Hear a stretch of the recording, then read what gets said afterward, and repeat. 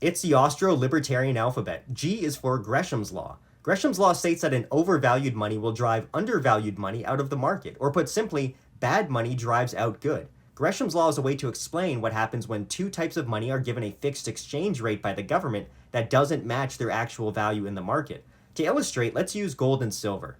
Imagine the government says 20 ounces of silver equals 1 ounce of gold, but in the market, you can buy 1 ounce of gold for only 15 ounces of silver. This creates a problem because people can take advantage of the difference. For example, if someone owes 20 ounces of silver, they could buy 1 ounce of gold for 15 ounces of silver and use the gold to pay off the debt since the law says it's worth the same. This saves them 5 ounces of silver, so why would anyone pay the debt with silver and waste 5? Because of this, people stop using silver in deals or contracts and prefer gold. As a result, silver, which is worth more in the market than the government says, starts disappearing from circulation. People save it or sell it to other countries where the government's rules don't apply. This means there's less silver being used, which can cause prices to drop temporarily, because there's less money around, a situation called deflation.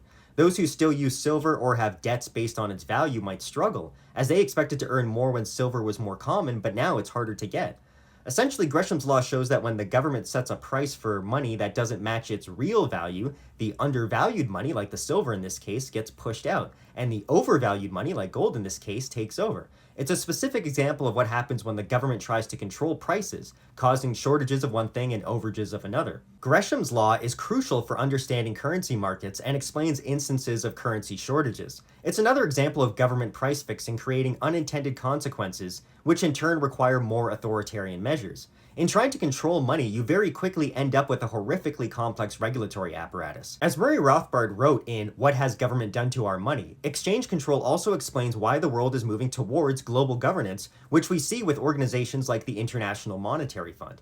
Quote, "The world is enmeshed in a chaotic welter of exchange controls, currency blocks, and multiple discriminatory exchange rates. In some countries, a black market in foreign exchange is legally encouraged to find out the true rate, and multiple discriminatory rates are fixed for different types of transactions.